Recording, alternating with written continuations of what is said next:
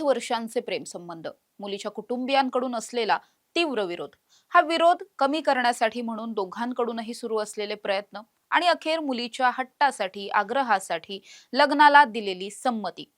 आणि इथून पुढच्या काळामध्ये आपलं लग्न होईल, सुखाचा संसार होईल, ही पाहिलेली मोठमोठी स्वप्न सारी काही एका क्षणामध्ये धुळीस मिळाली आणि एका 8 वर्षांच्या प्रेम प्रकरणाचा, प्रेम संबंधांचा, लव्ह स्टोरीचा अंत झाला. हा अंत झालाय अर्थातच नाशिकमध्ये, कारण आदल्याच दिवशी लग्नाला होकार दिलेल्या मुलीच्या कुटुंबियांनी दुसऱ्याच दिवशी ज्याच्या सोबत हे लग्न होणार होतं त्या मुलीच्या प्रियकराची निर्घृणपणे हत्या केली आहे. संपूर्ण प्रकरण जाणून घेणार आहोत. नमस्कार, मी समृद्धी आणि तुम्ही पाहताय टॉप न्यूज मराठी. सचिन चौरे असं या प्रकरणामध्ये मृत्यू झालेल्या 25 वर्षीय तरुणाचं नाव आहे. सचिन हा मूळचा नरूळ मधला आहे आणि त्याचे आठंबे नावाचं जे गाव आहे नाशिक मधलं, त्या ठिकाणच्या तरुणीसोबत गेल्या 8 वर्षांपासून प्रेम संबंध होते. मात्र हे सगळं जेव्हा तरुणीच्या घरी कळलं, त्यानंतर मात्र कुटुंबियांचा प्रचंड विरोध या दोघांच्या नात्याला होता, या दोघांच्या लग्नाला होता. मात्र तरी सुद्धा काहीही करून दोन्ही कुटुंबांना मनवण्यासाठी, त्यांचे होकार मिळवण्यासाठीचे प्रयत्न या दोघांचे गेल्या अनेक वर्षांपासून सुरू होते. आता दरम्यानच्या काळामध्ये असं घडलेलं होतं की या मुलीनं घरच्यांशी बोलणं बंद केलेलं होतं किंवा घरात जेवणं बंद केलेलं होतं.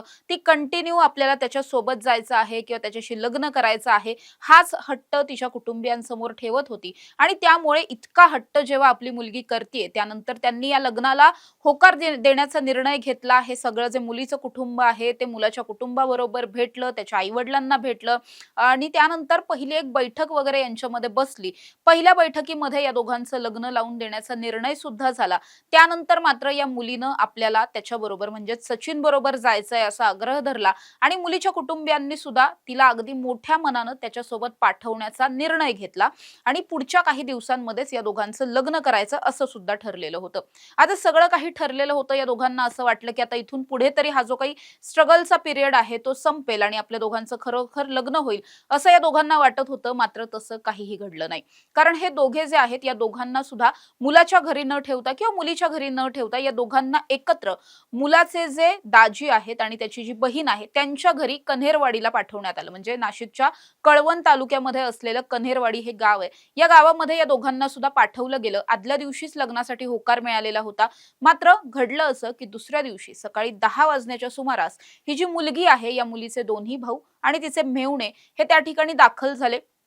त्यांनी सचिनला काहीतरी महत्त्वाचं बोलायचंय असं म्हणून घरातून दुसऱ्या रूम मध्ये नेण्याचा प्रयत्न केला आणि त्यावेळेस सचिन एकटा असल्याचा फायदा घेत त्याच्यावर तीक्ष्ण शस्त्रांनी वार केले गेले. हे वार थेटपणे त्याच्या छातीत केलेले होते, पोटात केलेले होते. इतके निर्घृण पद्धतीने हे वार केलेले होते की त्यामध्येच रक्ताच्या थारोळ्यात पडलेल्या सचिनचा जागीच मृत्यू झाला. आणि अर्थातच घरामध्ये अतिशय दहशतीचं वातावरण निर्माण झालं. थरकाप उडवणारं सगळं दृश्य होतं. ग्रामस्थांमध्ये आरडाओरडा झाला.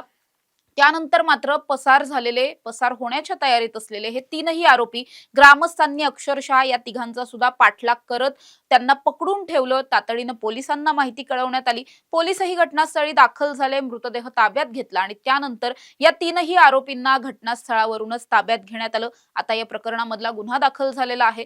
त्याचबरोबर तीनही आरोपी हे पोलिसांच्या अटकेत आहेत आणि इथून पुढच्या काळामध्ये सगळाच तपास केला जाणार आहे. मुळात जर मुलाचा खून करायचा होता किंवा लग्नाला इतकाच विरोध होता तर आदल्या दिवशी लग्नाची परमिशन देण्याची गरज काय होती आणि हे जे काही झालं हे मुलीच्या आई वडिलांच्या परमिशननी झालेलं आहे का किंवा त्यांचा सुद्धा या सगळ्यामध्ये काही सहभाग आहे का, हे पाहिलं जाणार आहे. कारण या सगळ्यामध्ये खून करणारे जे आहेत ते मुलीचे भाऊ आहेत आणि तिचे मेहुणे आहेत, पण तिचे आई वडील या ठिकाणी थेटपणे नव्हते. त्यामुळे हे प्रकरण केवळ खुनाचा जो काही निर्णय घेतला गेला किंवा खून जो केला गेला तो केवळ मुलीच्या भावांनी मिळून केला की या सगळ्यामध्ये खरंच तिच्या आई वडिलांचं, तिच्या कुटुंबाचं सुद्धा काही इन्व्हॉल्वमेंट आहे, त्यांनी सुद्धा या सगळ्या कटामध्ये काही त्यांचा सहभाग आहे का, हे सगळं सुद्धा आता पाहिलं जाणार आहे. आणि तसं जर असेल तर संपूर्ण कुटुंबाला या सगळ्यामध्ये दोषी ठरवलं जाईल. त्यामुळे इथून पुढच्या काळामध्ये पोलिसांच्या तपासातून नेमकं काय काय समोर येतंय हे पाहणं महत्त्वाचं असणार आहे. मात्र जे काही घडलंय त्यामुळे संपूर्ण नाशिक हादरलेलं पाहायला मिळतंय. 25 वर्षांच्या तरुणाची ही सगळी हत्या झालेली आहे आणि अतिशय